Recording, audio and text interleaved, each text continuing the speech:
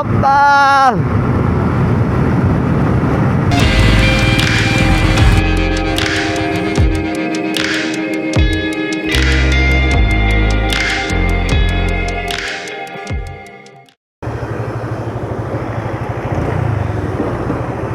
What is up guys, this is Eastrider Kiran and thank you very much for watching my YouTube channel जिन्दगीको गोरेटोमा अर्को एउटा brand new एपिसोडमा तपाईहरु सबैलाई स्वागत गर्न चाहन्छु। यति लामो बोल्दै कि म है पुरै थाकिन्जेल नै भए। सो मौकामा चौका हान्दिहाल्यौँ है, पेट्रोल हाल्दिहाल्यौँ अलिकति। म अस्तिकै भ्लगमा हाल्छु भनेर भन्दै थिएँ। अनि के छ ब्रो हालखबर? कोरोनाले त है गर्नुसम्म गरेर 500 हाल्दिउँ ल। पेट्रोल बढेर 103 पुगेछ है ल। त्यो पनि थाहा थिएन नयाँ कुरो। एउटा काम त निप्टियो है। सो 4 बजेर 47 मिनट गयो भनेको अलिकति लेट नै छ हैन, लगभग 5 बजे भनेर भनौँ न हैन। ठ्याक्क 5 बजे होला अहिले। तपाईलाई घडी छैन क्या गाइज, मेन कुरो भनेको चाहिँ घडी छैन क्या जिन्दगीको गोरेटोमा हैन।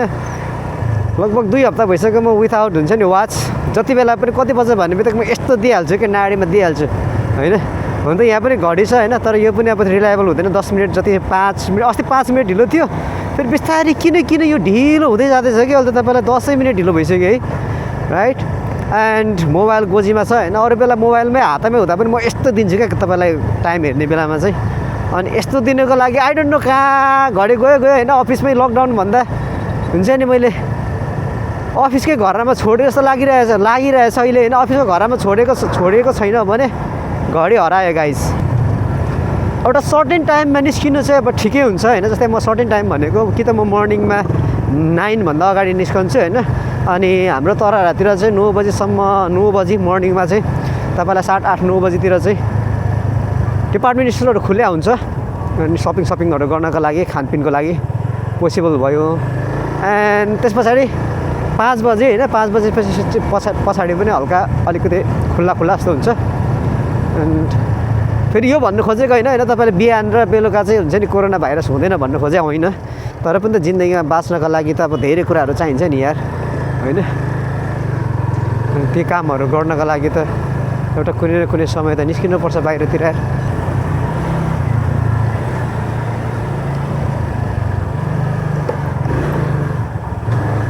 गोर्खा गल्ली अति नै सुनसान छ हैन। यो पनि कहिले खुल्छ र अफिस सबै सुनसान छ।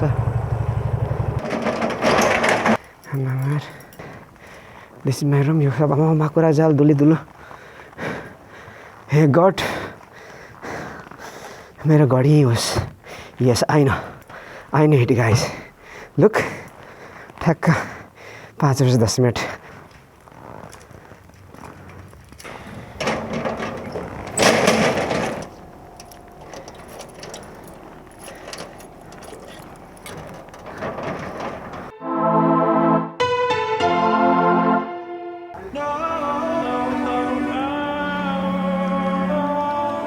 सो आज हामी कुदाउन गएका छौँ RX गाइज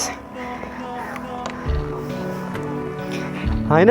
पुरा क्लासिक खालको देखिन्छ क्या।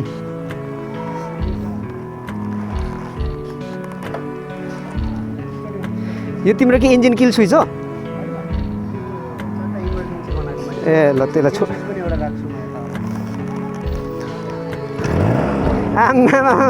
अब चाहिँ ल बब्बल बनाएछ यार एकै पटकमा। ए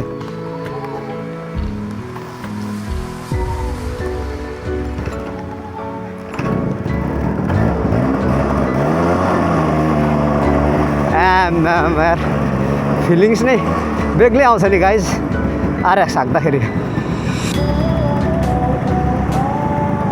ए what is up guys, this is Eastrider Kiran है। यार बाइक त यार जिन्दगीको गोरेटोमा म आज RX मा छु है गाइज। RX मा है ड्रिम कम्स ट्रु अरे के। त्यसलाई त्यो त्यहाँ रोकियो क्या, त्यसको त्यो बाटो छैन त्यहाँ।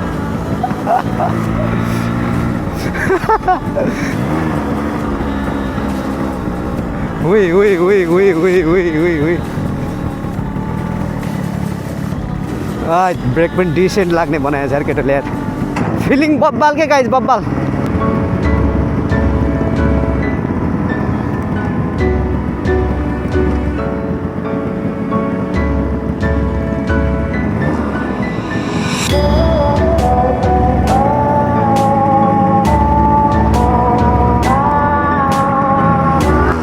न्युट्रलमा गयो यता फेरि हेजर्ड लाइट पर्छ त फेरि आमा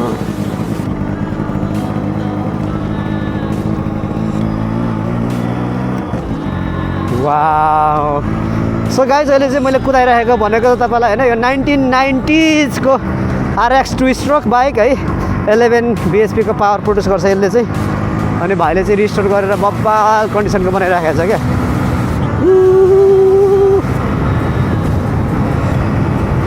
4 गियर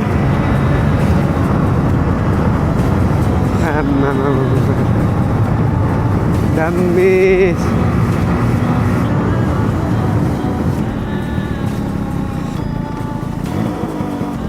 अब हामी फर्किन्छौँ है यो त फेरि प्रहरीहरू देख्यो भने त फेरि जाउँ हुन्छ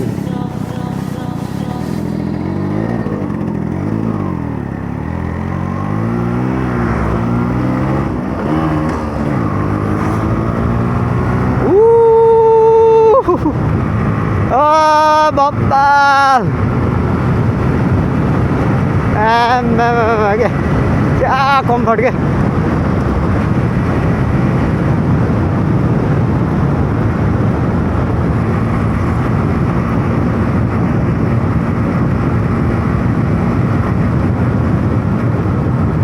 मैले चाहिँ रोशन भाइलाई यो बाइक मलाई सेल गर्न भनेर भनिरहेको होइन मानिरहेको छैन अब म राजदूत भेटेँ भने चाहिँ सेल गर्छु भनेर भन्दैछ अब केटाले कहिले राजदूत भेट्ला त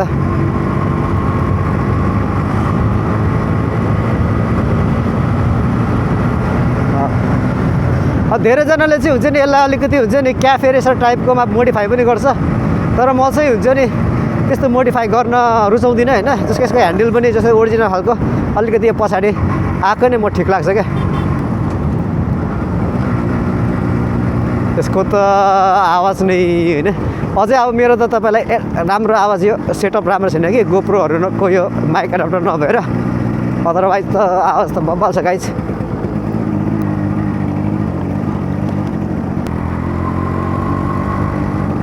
सानमा RX हिँड्नुपर्छ कि RX-मा सानमा RX-मा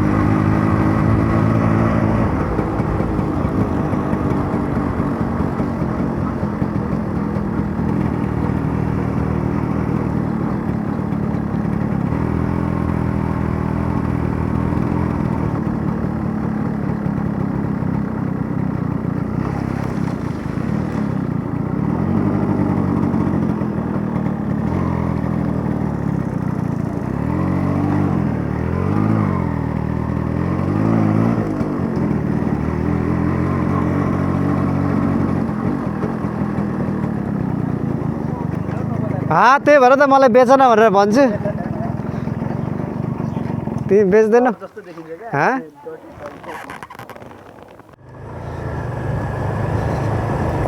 दामी RX त्यो भाइले दामी बनाइराखेको छ क्या तपाईँलाई होइन एकदमै हुन्छ नि ओरिजिनल फर्मेटमा रिस्टोर गरिराखेको छ त्यस्तो मोडिफाई गरेको पनि होइन अनि मलाई चाहिनु पनि त्यस्तै चाहिरहेको थियो अब फकाइरहेको छु